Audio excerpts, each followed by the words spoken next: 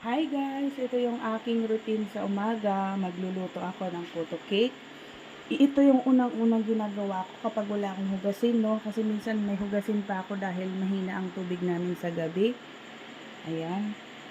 Siyempre, sa pagluluto ko, sinisingit ko na rin yung aking pag-aalmusal. Nandito yung aking lagayan ng tubig.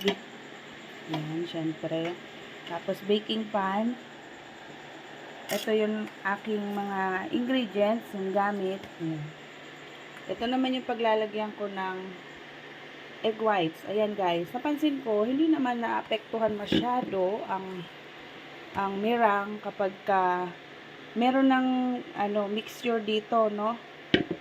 Pero, halimbawa itong mga natira-tira, ito lang yung punasan nyo yung ilalim, yung paglalagyan nyo ng egg whites. Ayan. Tapos, itong ating dato puti ay napakahalaga sa ating pagluluto. Ayan, bakit kanyo? Instead na bibili ka pa ng mamahaling cream of tartar, kasi syempre, mahal talaga ang cream of tartar. Ayan. Stable naman yung ating mirang kapag suka ang ginamit natin.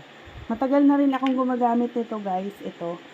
Trinay ko din ang cream of tartar sa pag-aakala kong may pagkakaiba yung like hindi babagsak. Pero, alam nyo ba guys na ang pagbagsak ng ating puto cake ay depende yan sa pagkakaluto natin or halimbawa na overcook natin, nasobrahan natin, tapos sobrang init. Ayan. Babagsak talaga yan. Kahit ang puto, bumabagsak. Ayan. Dapat ang temperature ko dito talaga guys, hindi ako gumagamit ng high heat. Sa iba, gumagamit sila ng high heat. Pero hindi ako gumagamit ng high heat sa pagluluto ng puto cake. Based on my experience din. Tsaka syempre, based sa steamer na ginagamit. Ayan. Medium to low lang ang aking ginagawa. So, dito sa aking mixture, no, naluluto siya sa loob ng 20 minutes. Ang first 15 minutes kasi dyan ay medium. Ayan, medium heat. After medium heat, iti-test ko yung puto cake. Kapag basa pa yung ilalim nun, mag-additional ako ng another 5 minutes. Ito yung ating cake mixture. Ayan. Tapos yung iba pang mga sangkap dito. Nandito yung aking barbecue stick. Wala kasi akong toothpick na available. So, barbecue stick ang ginagamit ko para matest yung aking puto cake. Ayan. Kapag na-undercook ang ating puto cake, guys, yung gitna niyan ay durog-durog siya. Kapag nag-slice ka, hindi maganda, basa. At palaging gitna talaga yung nahuhuli maluto. Kaya kailangan doon tayo mag-toothpick test sa gitna. Dahil kung napansin nyo, ang unang umiinit sa ating nagluto tayo, no?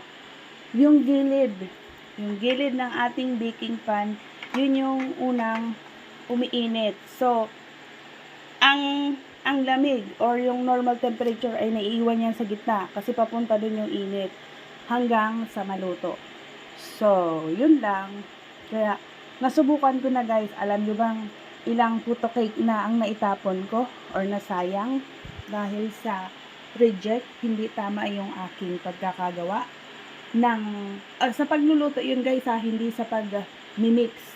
Dito yun sa pagluluto kasi dito talaga ako nag-failed. Ayan. Sinubukan ko na lahat. Kahit na marami akong pa-order nung 2024. Pero after no, naggumawa ako. Marami pa rin palpak. So, yun lang. Nais ko lang i-share sa inyo na keep trying para maging perfect ang inyong gawa. Kasi, kahit na matagal na, ay sumasablay. Para, sa awa nga ng Diyos, kahit papano, hindi naman ganong kalaki ang nasisira sa ating pa-order or mga ginagawa ko. Hindi ganon kalala.